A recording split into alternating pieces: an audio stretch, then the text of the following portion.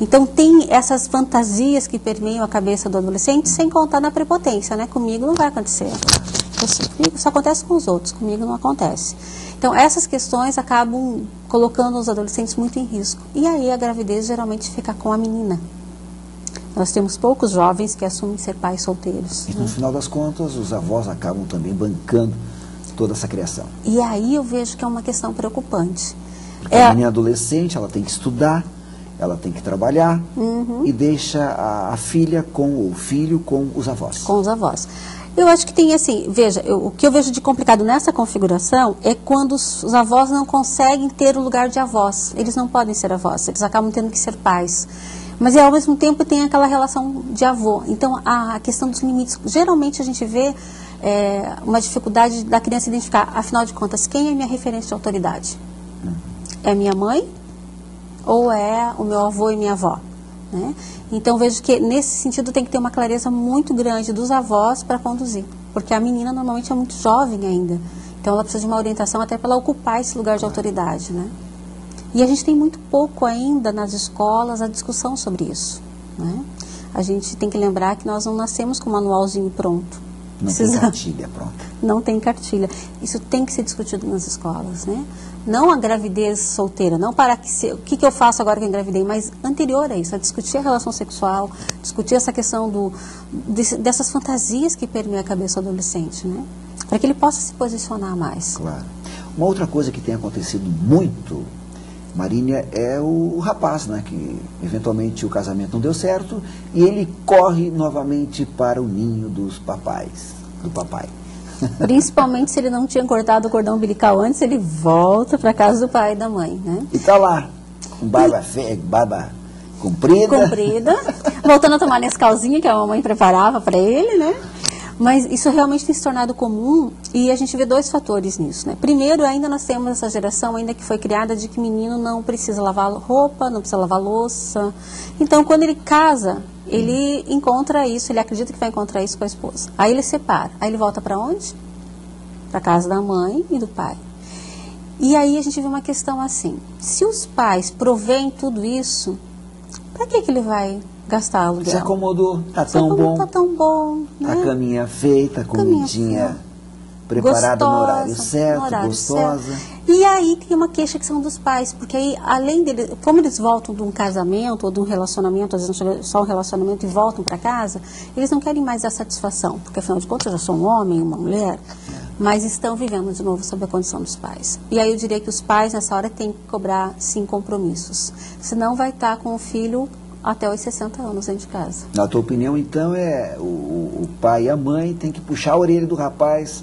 Olha, rapaz, está na hora de ser mais independente. Isso mesmo, a independência.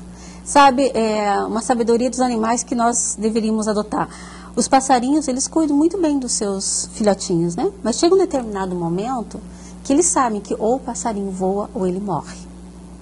E a mamãe estimula. Não dá para ficar no ninho o tempo todo. E aí, se ele teimar muito em não ir, o papai e a mamãe empurram no ninho, porque sabem que é a única chance de sobrevivência. E nós humanos, às vezes, queremos puxar cada vez mais. Se separou, volta para casa da mãe. Não, meu filho, você não assumiu uma vida sua? Está na hora de você assumir a sua vida. Né? Fazer com que ele assuma, porque senão ele vai ficar nessa comodidade, né? E que necessariamente não é bom para ele. De repente tem uma rapaziada aí nos ouvindo, nos acompanhando. Vão ficar bravos. Vão ficar bravos com nós dois. Mas olha, a verdade é preciso mandando dito, né? os pais, então, puxarem a orelha do rapaz que não quer sair de casa. Cobrar participação financeira em casa, sim. Cobrar que precisa, já que você está na minha casa, dizer aonde vai, que horas volta. Porque, além do mais, acaba virando muitas vezes um fator de estresse para os pais. Claro. Os filhos saem e não sabem para onde estão, né? E nem a hora que retornam. Estamos aqui com um bate-papo muito bacana com a psicóloga Maria Fediuk. Ela que está morando atualmente já em Joinville. Não, em 2012, mas já estou atendendo a cada 15 dias. Está numa ponte entre Porto União e Joinville. Isso, a cada 15 dias. Você é graduada pela Univar, Itajaí, mestre pela Universidade Federal de Santa Catarina, professora universitária há 10 anos, atua em psicologia clínica há 15 anos. Muito bacana. E hoje estamos conversando sobre as novas configurações familiares. Daqui a pouquinho nós já voltamos.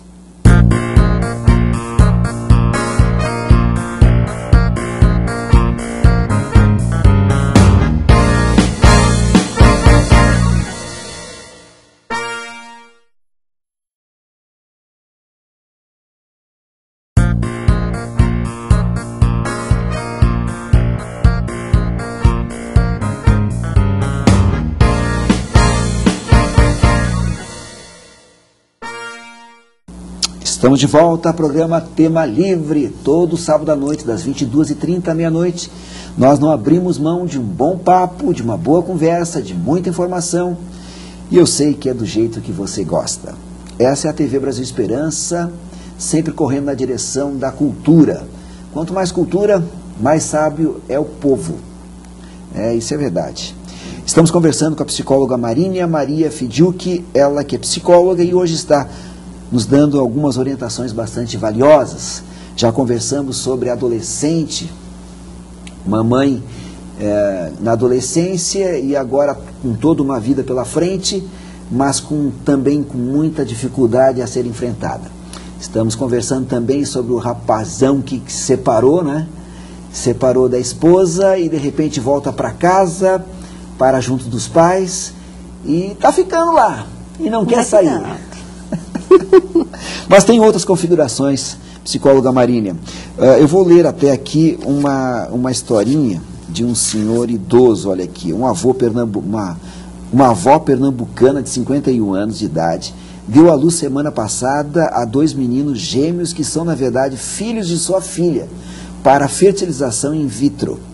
Por esse mesmo método, nasceu em Belo Horizonte, em 30 de maio de 2004, uma criança gerada em um útero de substituição, cuja mãe portadora era ao mesmo tempo a avó.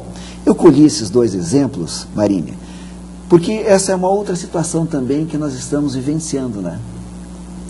Olha, eu vejo que essa situação é primeiro, a gente vê assim, o quanto chega o amor de uma mãe, né? Olha só, a avó emprestando a barriga para fertilizar o seu neto e dar a chance da filha ser mãe, né? Acho que primeiro é uma relação muito de amor. Eu acho que essa situação ela acaba fortalecendo mais os vínculos familiares, né? Uhum. Fortalece os vínculos e faz com que você perceba que nem tudo precisa ser uma linha reta, que os caminhos são muitos, né? Eu acho que é muito mais saudável e afetivo do que a barriga de aluguel. Claro. Né? Porque há um vínculo de afeto entre essa avó, né? E a avó diz que é mãe 2 vezes, então acho que se fortalece esse vínculo. Mas eu acho que é algo que vai acontecer com muito mais frequência. Como poderia, de repente, ser uma irmã gerar para uma irmã que não possa também. Poderia acontecer, talvez até a gente venha a ver casos como esse. Claro. Mas eu acho que, claro, que nesse momento, eu acho que provavelmente a família passa por uma orientação psicológica, tanto a mãe... Isso está dando um trabalho danado para a justiça também. Com certeza. E até mesmo para a própria legislação, né? Afinal de contas, o que consta tá lá no registro de nascimento. No registro de nascimento. A avó ou a mãe?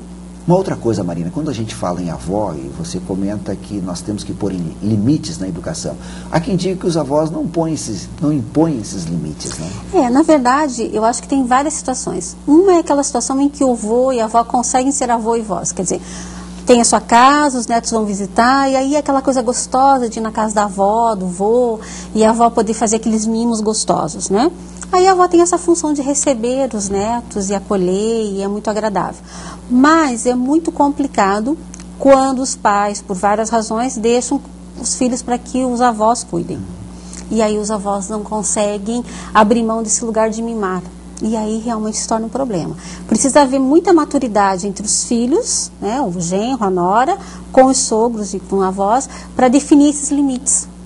Porque senão a gente vai ter uma criança muito perdida entre o que eu posso e o que eu não posso. Agora o que eu vejo é que nessa idade os avós deveriam estar cuidando de si mesmos, né? Com certeza. Porque eles estão enfrentando com certeza muitos problemas de saúde, a aposentadoria dele nem sempre cobre o custo da vida que ele está levando por conta das doenças, por conta da compra dos remédios, e agora então ele tem que se preocupar também com os netos.